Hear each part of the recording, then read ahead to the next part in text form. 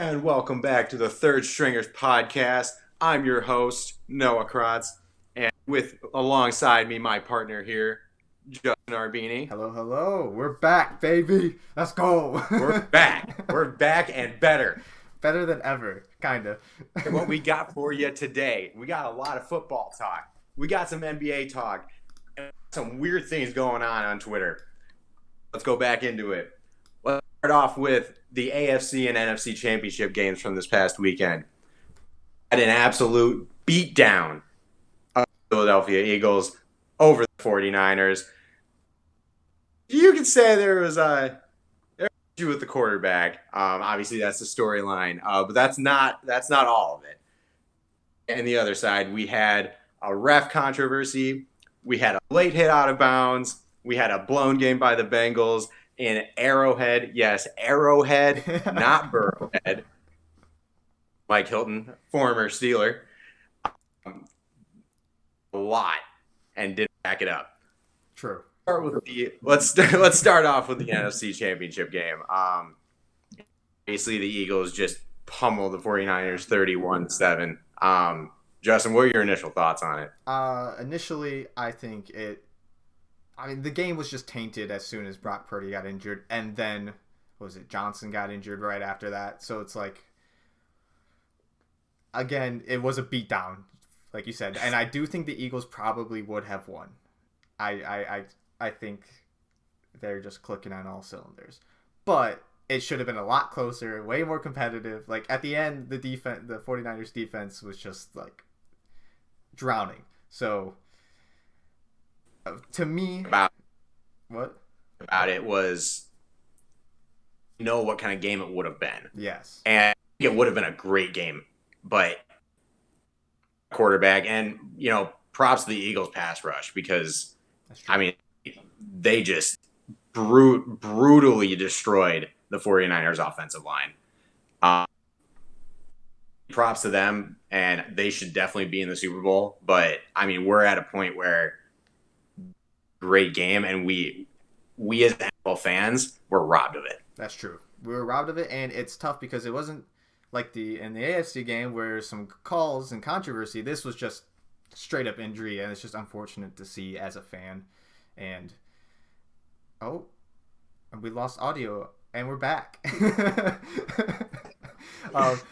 It's tough seeing a game robbed like that, but on the bright side, it is fun seeing the Philadelphia Eagles getting back to the Super Bowl, and they did. It wasn't just we won; it was a domination game. So they proved that we're supposed to be here. Like you said, they got to the quarterback quick and early. Unfortunately, there's injuries, and then they beat them on the run game. So you can't fault that really. As a big Christian McCaffrey fan, I wanted to see him sling the ball, and honestly, that's kind of a storyline in and of itself. True. The fact that Kyle Shanahan is supposed to be this, offensive genius, we give him major credit. I for one, have been saying he's a top 3 coach right now. And that, with all those offensive weapons, there was just a lot of things that they could have done. Let me ball a little bit. Worst that could happen. You got Josh Johnson, who doesn't even seem like he wants to play. You got Brock Purdy, who can't throw more than 3 yards. Yeah. And throw the ball. Yeah. What worse? You're right. How could he? Yeah. They could not have gotten any, like, as the Eagles, okay, they're running it. It's like, what? Do something. Throw Kittle in there. See if he can throw the ball. I don't know. Do something. You can teach 5th graders on the fly some crazy plays. Like you should be able to teach these players a couple set plays. I know obviously Christian McCaffrey's not a quarterback, but he's athletic enough to where he should be able to do it. And he did have that one pass attempt, and I think he like overshot the guy or something. I don't remember what happened. But like just do that again. Like at least it takes the pressure off of the run game, and then maybe the next time they don't know, and you gotta seed that doubt in there. So yeah, that I agree. And then another point I wanted to bring up is the 49ers medical staff. We've been talking about medical staff a lot recently in the NFL because of Damar Hamlin, and thank God he's safe, and the actions of the medical staff that day. 49ers have had a lot of injuries the past 4 years. Garoppolo has. It seems like he hasn't played a season without being significantly injured. Now all of their quarterbacks are injured in one season. Like what's going on over there? Yeah, Christian McCaffrey, who's prone to injury. George Kittle was injured. There's a lot. I'm just. I would take, if I was the head of the organization, I would take a look at that. Be like, what is our medical staff not doing right? Because you have to at least take the look at them. Maybe they're doing everything perfect and it's just freak accident. But I would take a scrutinizing look at that. Just offensive players either. It's defensive players like Nick Bosa, or I think his ACL. I mean, they've had plenty of injuries over the years, and I think we looked at the year after they went to the Super Bowl, which was Brady's second year. No, first. I don't remember. Last year with the Patriots. And that, yeah, this is how Brady is trying to map it out since then. Yep. But the year after that, they were expected to be, so good, and they were riddled with injuries. And it happened again, and it happened at the worst time. Yeah. It's the worst possible position that it could happen to. And not only that it happened to the key players, all four quarterbacks. How can you have four quarterbacks injured in one season? I don't know. That just blows my mind. And it's not just minor injuries. They all technically season-ending injuries. Brock Purdy was just in there to hand off the ball, and obviously it was just that game, but he's out for, 6 months for UCL tear or something. So, yep. I don't know. I would take a look, and someone might be losing their job, and I'm sorry. All right, let's flip it up over on the other side. A lot say that NFL's, and you look at this game. There's a lot of plays that back, a lot of plays that were taken away from the Bengals.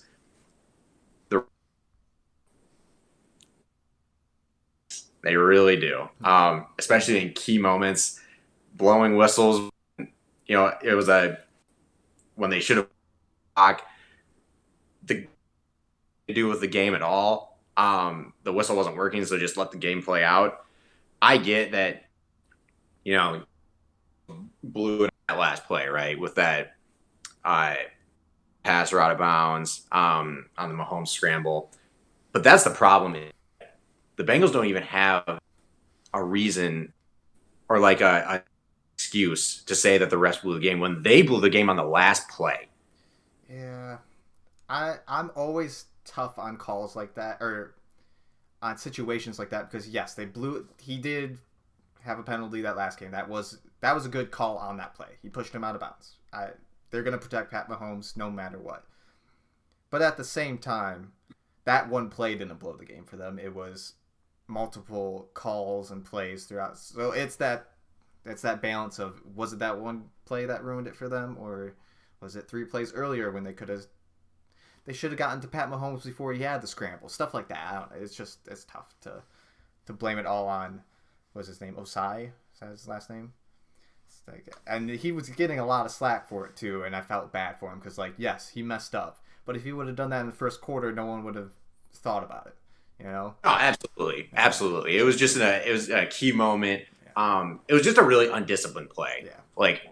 You gotta know, quarterback scrambling out of bounds. Yeah, you want to hit him. Yeah, you want to, try to make him just stay in the pocket. Think about that hit. But there's a time and a place for it. If that's in the first quarter, it's fine. Nobody really cares. They'll say that was a dumb play, but they'll go on. That's the difference between that and absolutely ruining the game for your team. Yeah. That game was interesting because of the narrative and the growing narrative of the NFL's rigged. I don't know. I think if the Bengals would have pulled it off, it's still really good for the NFL. They don't need to push Pat Mahomes. He's already top tier, and Joe Burrow is another rising top tier player. So either way, they would have been fine. I don't know why this series was so heavily pushed. I don't think the refs did a good job, but if it would have went the other way, people would have been like, "Oh, the NFL's rigged." It's that's just how how the plays fell that game. I don't know. It's tough. Does this past game and I guess this season solidify Joe Burrow in your mind as Yeah. the second best back? I don't know about second best. Him and Josh Allen are right up there, neck and neck for me. I think Pat Mahomes is the best. What this solidified for me was that Pat Mahomes is the best. He's playing. Everyone's saying, "Oh, he's fine from the injury." I don't think he was fine. I think he's just toughening it up and winning because that's the kind of guy he is. But this solidified that Pat Mahomes is the number one quarterback for me. Before I had conversations of all three of these guys, but Pat Mahomes is the guy for me. If I had to pick any quarterback, it would be Pat Mahomes. He will win. He might not look pretty. He might be injured. He might be doing some weird underthrow, jumping things and walking like he's dying, but he'll get it done, and that's what I like about him. But yeah, there's no one I'd rather have as a better quarterback. Like, if in a clutch situation you need 10 yards, you need anything, you need a first down, guy. Yeah. And this game also solidified to me that the Bengals and the Chiefs are going to be a rivalry for the next few years that I'm going to love to see. I'm excited for that. Now that Tom Brady's retired, Aaron Rodgers looks to be on his way out. I'm excited for these next group of quarterbacks to rise and become the titans of the league and hopefully stay in here for a long time and compete against each other. Hopefully stay on the same team, because that's what I loved about the group of quarterbacks transitioning out of the league now. Brady was with the Patriots for however many years. Roethlisberger with the Steelers. Manning with the Colts. Like, Rodgers with the Packers. Like, I want to make sure quarterbacks stay with their teams like that and aren't just trading all over, kind of like how the NBA is now. I like having that team loyalty aspect to it. To a mayor of Cincinnati for really buying up the Kansas City fans and the players themselves. Chelsea calling him out in the post game press conference. Oh, the jabroni or something like that. I love that. He went to Cincinnati. Oh yeah, I forgot about that. That's hilarious. Oh my gosh, he's been a little quiet after that game. Yes, he has. Rightfully so. He needs to stop talking for a little bit. I'm excited for the Super Bowl though. I think this is going to be a good matchup, and I think if the 49ers were to have somehow won against the Eagles, if Brock Purdy had gotten injured and Johnson stayed healthy and they actually had a quarterback who could throw the ball, I wouldn't have wanted to see Johnson and the 49ers against the Chiefs or the Bengals if the Bengals would have won. That just wouldn't have been fun to me. I don't think anyone would have enjoyed that. So I'm really excited for this game. I think it's going to be a memorable Super Bowl. Absolutely. Let's roll right into that too. Let's go with early Super Bowl predictions. Got a score yet? You got a thought process yet? No idea. I have not looked at it too much. I think, man, it's hard to bet against Pat Mahomes. He's been there before. He's got the best tight end in the last 30 years, in my opinion, on his team, who's a little banged up. They're both banged up, so hopefully there will be full health to go for the game. I think Andy Reid, yeah, that's his name, right? Is the coach. I think he's top tier in the NFL. And I don't know if Jalen Hurts and his dual threat can beat the scheme and the experience of the Chiefs. So as of right now, I think the Chiefs are going to win. I don't know what the score will be. I just hope it's close. It's a close game. It's going to be a great game. It's going to be that pass rush against Mahomes. That's going to be, the key matchup. But here's the thing. The Eagles' path to get here in the first week, obviously, for conference, you get a bye. Mm-hmm. Giants, who and in the playoffs was against the fraud of the Vikings, and everybody kind of knew that the Giants weren't meant to be there. It was a good storyline, that dark horse upset in the playoffs, but we're definitely not on the same caliber as the top teams in the NFL. Mm-hmm. Played 49ers team. Gauge that, you know what I mean? Yeah, that's true. I mean, I just have to look at the regular season and see how they basically dominated all season. And then they did dominate the 49ers team, which have one of the best defenses in the league. So I guess it's not a fair comparison because they didn't have any offense to help them out. But yeah, you're right. It is tough to compare. It is tough to analyze that. So who do you think is going to win, though? Win. Okay. It's not gonna be a blowout by any means. It's gonna be a great game. It's gonna come down to last drive, last two drives, kind of like how it was last year with when the Bengals had an opportunity to win the game, but Joe Burrow basically getting sacked on every single play by Aaron Donald at the end of the game. Yep. I think Mahomes is gonna pull it off. Okay, I can see that. That'll be exciting. Yeah, I think it's gonna be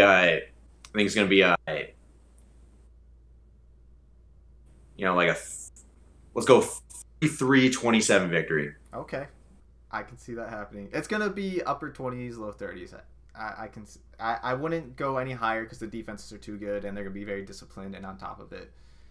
And any lower, I don't know if the Chiefs defense can stop the Eagles from scoring that much, so the offense is going to have to compensate, and it's going to be a good scoring game for sure. Absolutely. All right. Slide that into our next question. So, teams in the Super Bowl were involved in huge wide receiver trades this past offseason. A. Brown to the Eagles. It gave Hurts that big weapon that he needed. And the Tyreek Hill trade out of Kansas City to the Dolphins, who didn't really do anything with it. One of these wide receiver trades was bigger for their quarterback's legacy. Because, Hurts guy in Philadelphia, there was even questions going into the season whether or not be their starting quarterback this next year. But obviously he solidified himself and he's going to get a huge contract. But on the end, everyone was kind of questioning Mahomes' talent because, the fastest guy in the NFL and the best tight end that we've seen in a while. So which one do you think made the bigger impact? I hate to say this, but I guess it depends. It's just at a weird stage for these teams. If Pat Mahomes wins this season, right, it shows that he didn't need Tyreek. If Jalen Hurts wins and A.J. Brown does well in this game, then we have to wait a few years to see that pan out. If A.J. Brown leaves or Jalen Hurts leaves, what that scenario would look like. So I guess right now the bigger impact for me would be A.J. Brown joining the Eagles. Will it help out Jalen Hurts' legacy or hurt it is yet to be seen, depending on how he performs later in his career with or without A.J. Brown. If Pat Mahomes wins this game and continues to win in the future, I think Tyreek Hill leaving didn't really have as big of an impact on his legacy as people would have liked to have seen, I guess. Maybe like to have seen. So I guess to answer your question, A.J. Brown being traded to the Eagles had the bigger impact for Jalen Hurts. I would actually disagree. Looking at Mahomes' trajectory, he flew out. He obviously studied under Alex Smith for that year. They still made playoffs. What first year? Yes, outstanding team. You're with the wide receiver core that he had. I mean, arguably his best wide receiver was that guy right there. Yeah, that's true. And right? But I mean, he's not, a top wide receiver in the NFL right now. Yeah. So, production. Yeah, he's done best tight end. That's true. When you need a team like Kelsey does, and it's amazing that he's out of them all the time, but just the play calling, the play schemes, Andy Reid, builds them up. But Mahomes did on 1 foot this past weekend. He is amazing. He's going to go down as one of the best quarterbacks in history as of right now.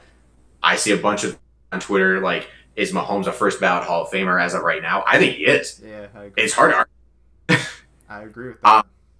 I mean, he is remarkable. Mm-hmm. So, yeah, I guess depending on how Hurts does in the future with or without A.J. Brown, then yes, I would agree with you. I just think Tyreek being on the team for Pat Mahomes when he started was obviously good, but if he wasn't there, it wouldn't have mattered. Because obviously he can still do it. He can still get to this point. So does that hurt his legacy? I guess no, but it doesn't help his legacy either. A.J. Brown being traded to the Eagles helps Jalen Hurts' legacy if he wins the Super Bowl and then potentially leaves. Because then it'll show if Jalen Hurts does the same thing as Pat Mahomes. Because if Jalen Hurts or if A.J. Brown leaves in 2 seasons after they won, let's say they won back-to-back Super Bowls, A.J. Brown leaves, and then Jalen Hurts gets to another Super Bowl, I would say it's the same exact position almost as Pat Mahomes right now. I like that. But it just depends on what happens, I guess. Who wins the Super Bowl and what happens with A.J. Brown in the future. I can see that though for Pat Mahomes. Your argument. Right after the Super Bowl when the Chiefs win. Yes. All right, let's roll into the heartbreaking loss for the 49ers. Everybody knew that there was going to be a quarterback controversy coming into the year. They were going to start Trey Lance. Obviously, he's that young guy that Kyle Shanahan was going to mentor and really build into a high quality quarterback. And he got injured right away. Moved on to Garoppolo, injured. Moved on to Purdy, injured. Oh God. Let's look at their quarterback room. They still have all 3 guys. Actually, technically, I guess they don't have Garoppolo. He's just signed a 1-year extension, but he could, easily come back. Yeah. Who have as their starting quarterback next year? It doesn't even have to be any of those 3. Just any quarterback right now. So, the way I'm looking at it, right, as if I'm the 49ers GM or owner or whatever, let's say they all come back fully healthy. I'm going to put that assumption out there because who knows. I'd keep Brock as the starter, to be completely honest. I think he looked better and there was more hype around him when he was playing towards the end of the season compared to Trey Lance. When his first, 2 games, I don't know when he got injured. So he's proven that he can win the late games in the season when it really matters. He's proven that even though he was injured, he stayed in the game, which Johnson got injured as well, so they needed someone out there, I guess. But body. Yeah. So, but he could have easily just said, "No, I'm injured. I can't be out there." To me, that was a good move on his part. I don't know if he was thinking of it that way or if that's just the kind of person he is. But so I would start Brock Purdy if he's fully healthy, and then keep Jimmy G if he wants to stay on the team as a backup. I think if I'm Jimmy Garoppolo, I'm getting paid millions of dollars to help a young guy become a star. Would it hurt my ego? Definitely. I can't imagine any NFL quarterback would be okay with that if you could start anywhere else. But if you can get to a Super Bowl like that, and then if Jimmy G stays healthy and he has to come in if Brock Purdy gets injured, or they can even switch things up. They can throw Jimmy G in for a play, and then they can do a weird dual quarterback share thing, and it'd be good for the team. I think if that happens, you got to look for trade options for Lance, obviously. I don't know what they can get for him. If he's fully healthy, I think you can get a decent amount because he did show a lot of promise, and there's a lot of teams right now looking for a new franchise quarterback. So that would be my view on it, I guess. Who would you keep? Kind of a weird situation, right? Because, I think they were okay with, that the top tier franchise just to develop Trey Lance. I don't even think going into the season they even thought about Chris McCaffrey. I think they were fine with their running game. They had the weapons on the outsides that they needed. They had George Kittle. I think it was just all about Trey Lance this year, and then he got hurt. Yeah.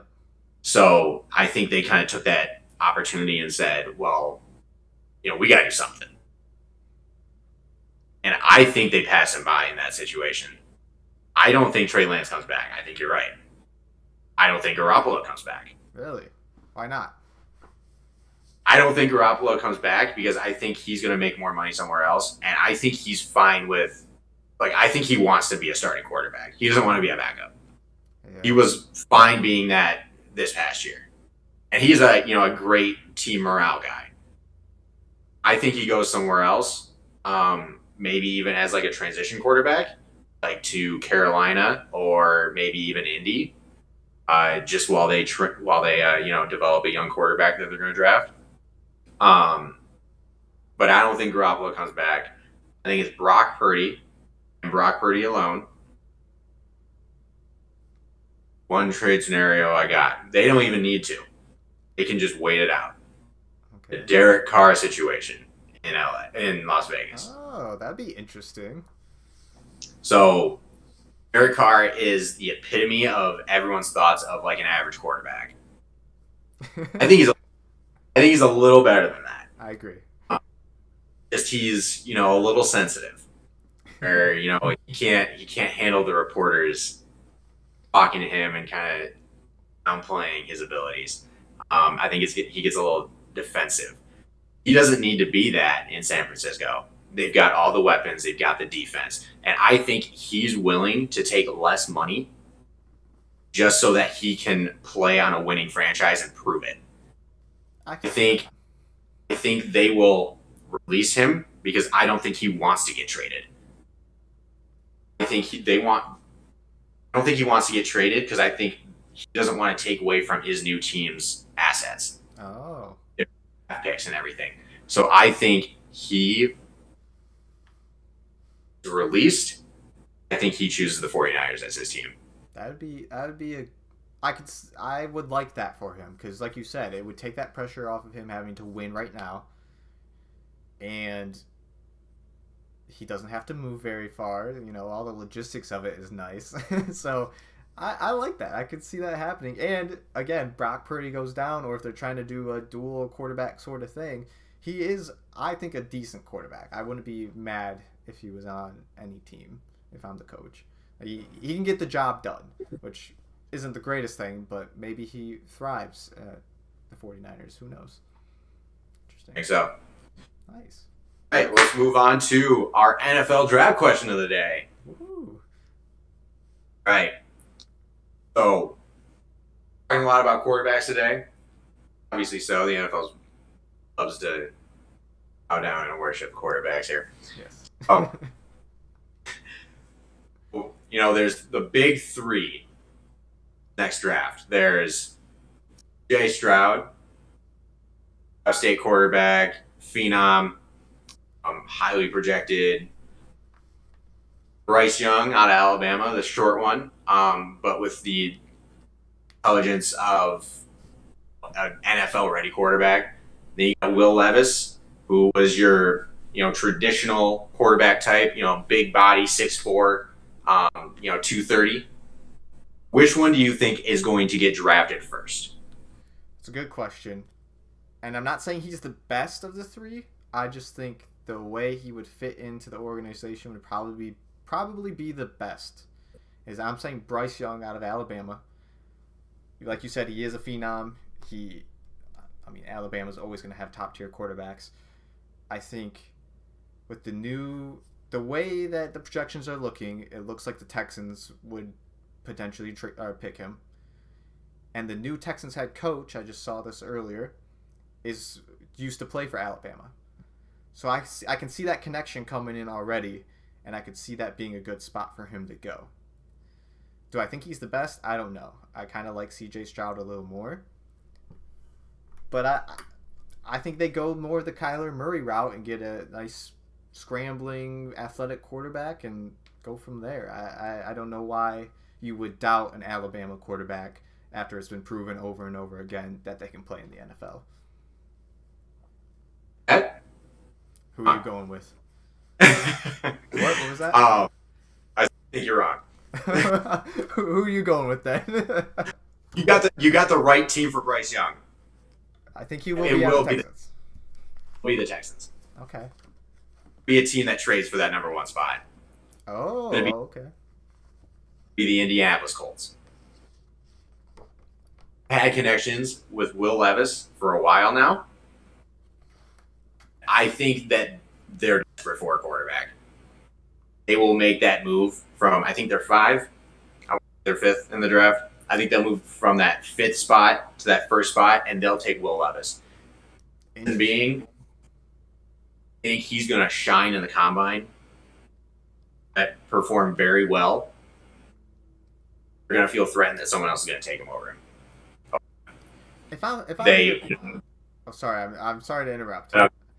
If I'm the Colts, I think I can wait and get him then. I wouldn't give up anything for that. I think they could take him if you, like you said, if they're 5th. I can't remember the order either. I think they could wait that long. That risk though. If you really like a quarterback, do you take that risk? Depends on what they would give up for the number 1 pick. I guess that's all. If they're giving up more picks, then yeah, sure, maybe go for it. But if you have to give up a key player or something, I don't know if you I don't know if you do that. Thing that he was going to shine in the combine. That there's going to be a threatening team, that comes out like, oh, this team's interested in them. Mm-hmm. That'd be smart for the other teams to do, kind of put that seed of doubt. I can see it. That big, he's a big guy. That's not where the NFL is trending. It's more of the more athletic quarterbacks who can dual threat. And I mean, he's not slow by any means, but he's like that Matt Stafford type of player where he's got an insane arm, but he can still move. It's not like a Roethlisberger where Roethlisberger was chugging down the sideline. That was ugly. Yeah. But just because I say that, he should go number 1. Is because I like Bryce Young's intelligence, and he's got that leadership mentality, that dog in him. His dog.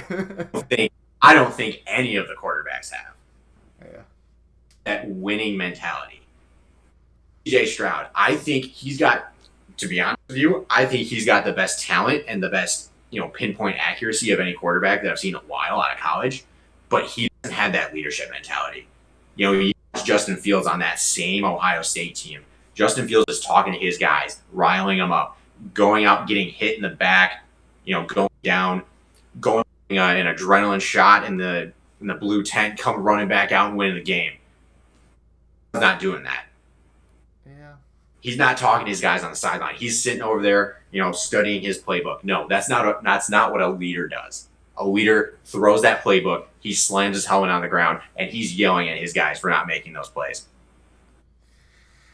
I guess. I don't know. I don't like when quarterbacks do that. Like, I think it's... Obviously, you have to be vocal, and I do think he needs to step up in that. But to get emotional when you don't need to, I think really hurts a team. I think that's a big thing of someone like Aaron Rodgers. Like, obviously, Aaron Rodgers is a leader, but I think a lot of his players, and I say a lot of his teammates are annoyed with him most of the time. And obviously, they're going to play well because they're playing with Aaron Rodgers and they want to play to that level. And it's good to hold him to that level, and he does that well. But then he gets in these interviews or these, interactions with people, and he's saying stupid stuff that's just from emotion. It's just like, what are you doing? Why are you whining? Why are you crying about certain things? I don't know. Same thing with Tom Brady. Tom Brady would do that sometimes too. This last season, where he would come back.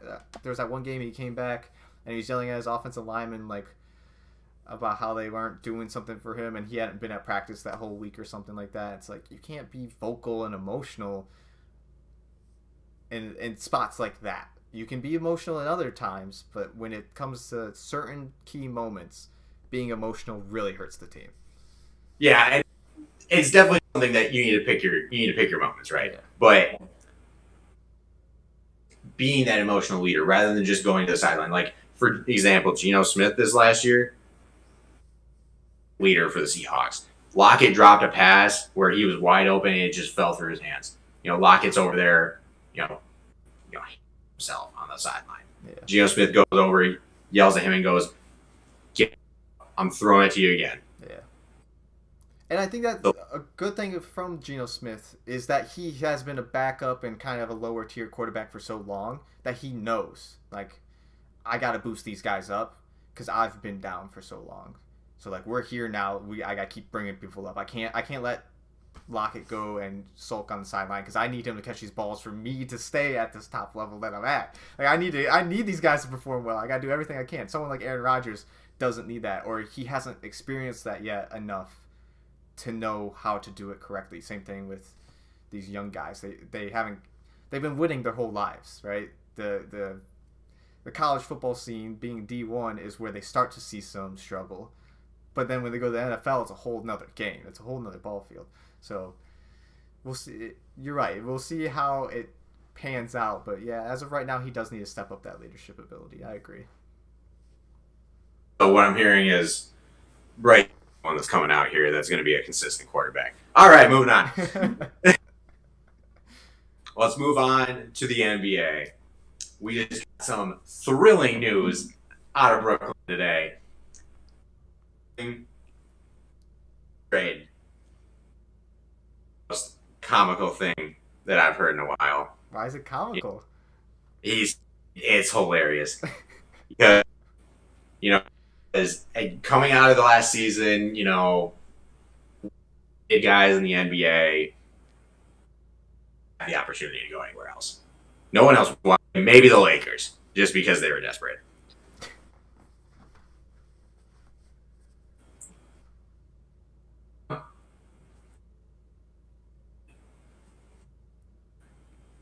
For some reason, I can't hear you right now. Sorry, say that again. I may have lagged. Can't hear you. Try mute. Yeah. And we're back. Okay, yep, I can hear you. All right.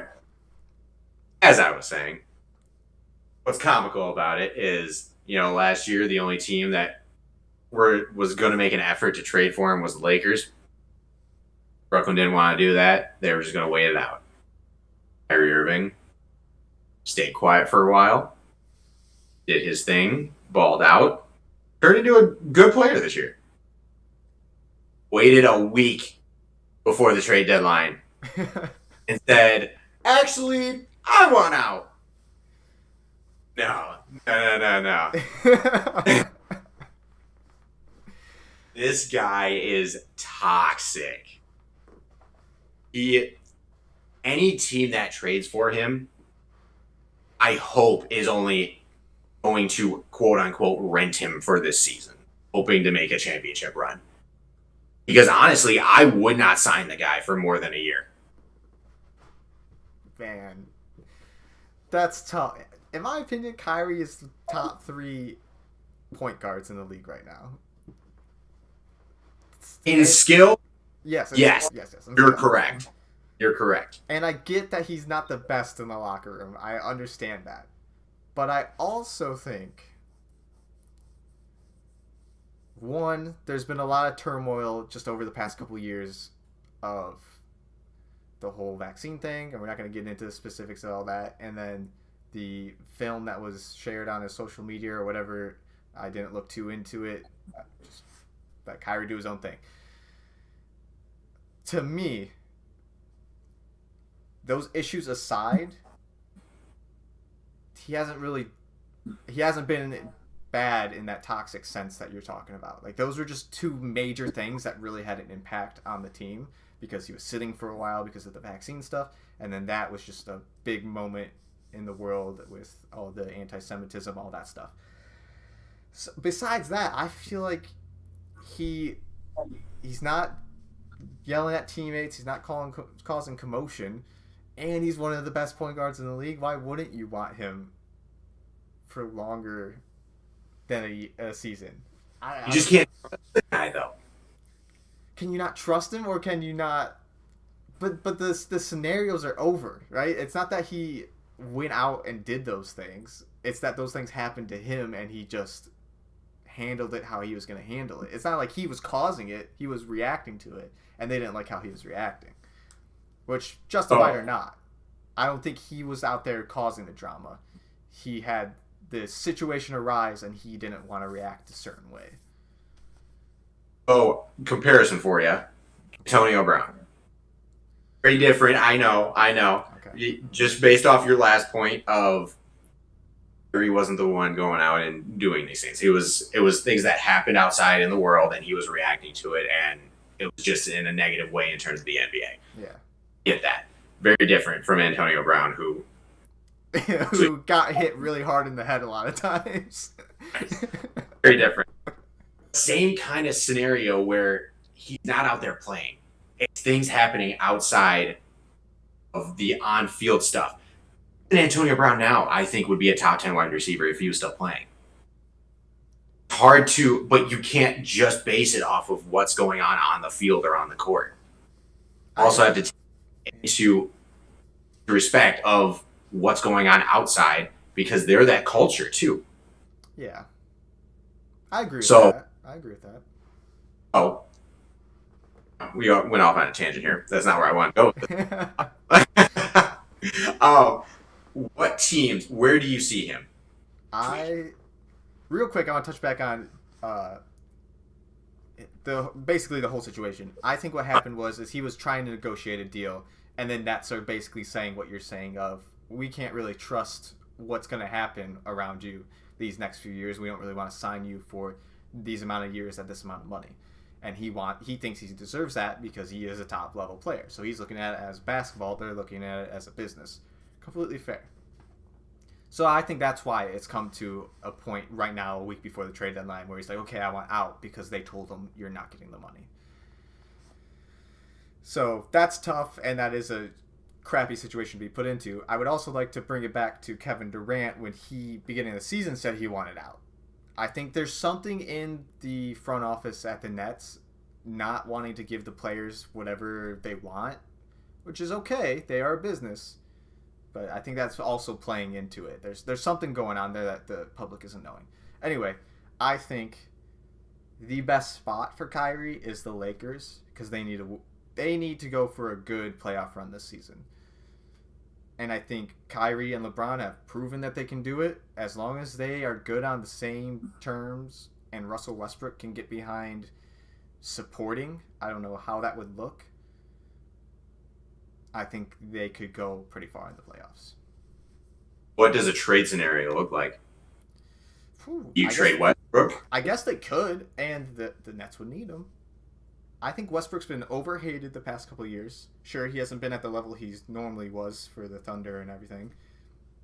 But I think Westbrook isn't a toxic guy. I think he's a good teammate to have. Yeah, I mean, a Kyrie Russell Westbrook swap with maybe some dressings on the side doesn't really matter. Just role players or pick or something. Might not be a bad trade for the Lakers. I think Kyrie would be good on that team. He can take the pressure off LeBron. And that's what they need right now. Because LeBron can't be putting up 40 points a night and still losing by getting fouled. Oh, man. That was a... Yeah. Where would you like to see him go, though? Much as I hate to say it, love to see him go to the Heat. Oh, okay. They need a top tier scorer because they don't have it.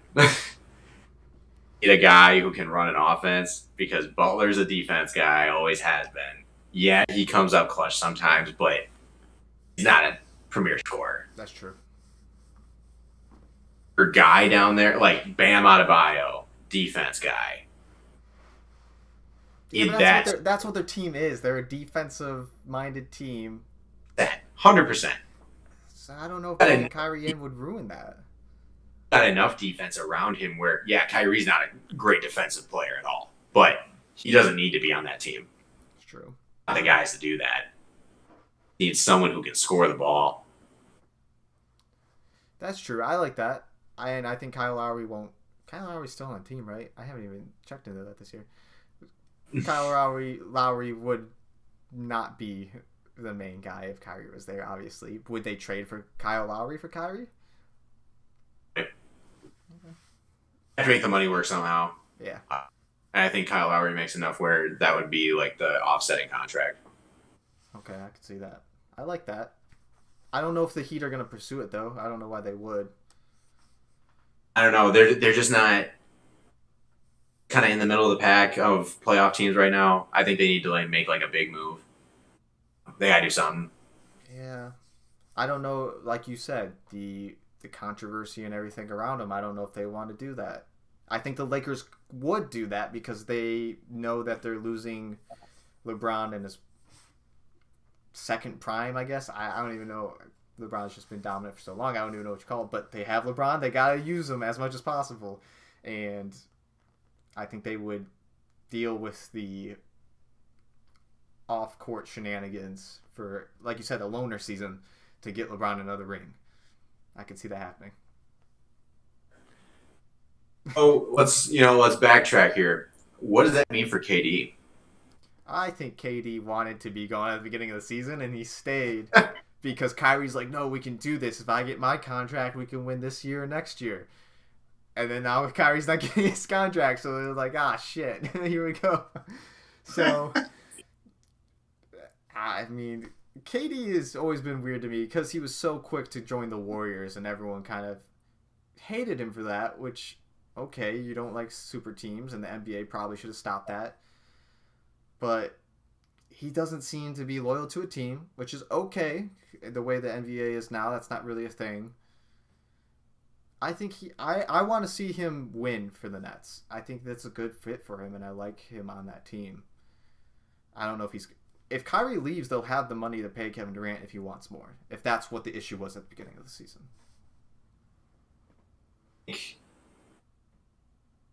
Because going back, Nets team had to be the most hated team in most history. Like, all of it. Ben Simmons. Yeah. Did in Philly. Kyrie with all of his off the court stuff, and then Kevin Durant, who ruined the sport by going to Golden State. Yeah. Had to have been the most hated team in history. Yeah, that's a lot of rough history in there. Yeah. I think Kevin Durant's done in Brooklyn. I think he'll request a trade if Kyrie's gone. Where do you think he'll go? Up on the Suns somehow. That's where he wanted to go. I can see him going. Honestly, I can see him going to the Heat too. Interesting. A lot of options here. I could see him going to the Wizards to go back home and win it for his hometown. Or if he wants to be gracious enough and go to the Pistons, we got a young core and we need an elite scorer. And Bojan Bogdanovic isn't going to be the guy. Star. We just need a star. Anyone. It doesn't matter. A star. Anyone besides Bojan, and we would be decent next season. And we can't have injuries. But yeah, that aside. Let's actually go into this Pistons talk. Because we're up there for the number one pick in the draft. We got a nice little segment for you. It's called Twitter Fingers.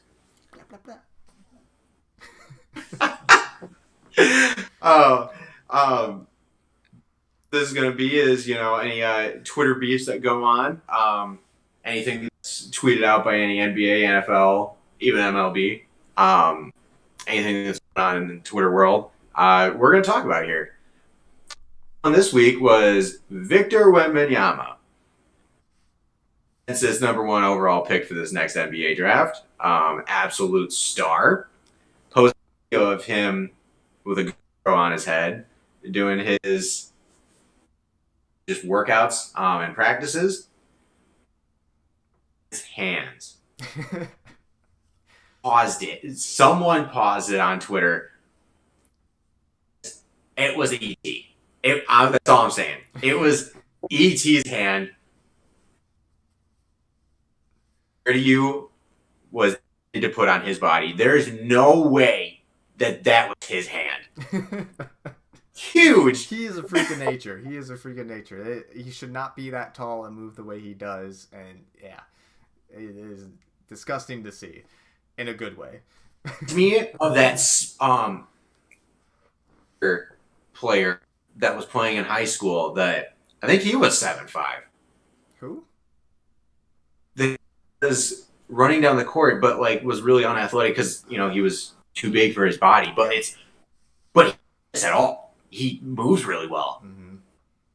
He needs to gain like 30 pounds, and he'd be a crazy shooting guard.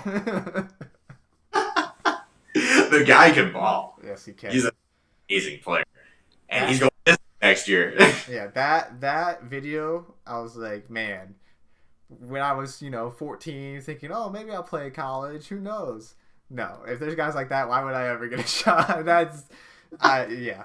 But the great thing about Wembanyama, I don't know if I'm saying his name correctly, but whatever, is he is the archetype for the NBA going forward, right? They have Kevin Durant, Giannis, Siakam's been touted like that. Jason Tatum, although a little bit shorter than 7'5", obviously, he's a similar type of player, a long, tall shooting guard, basically. He can play 1 to 4.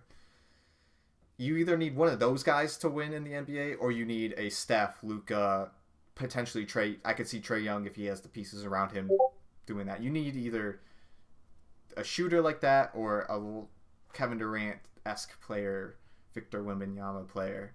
So if the Pistons do get him, and God, I hope they do, that lineup is going to be amazing, and they just need a decent veteran. Give them 3 years, and they're going to win it all. Guaranteed. James. On. Oh my God. That'd be so cool. Right.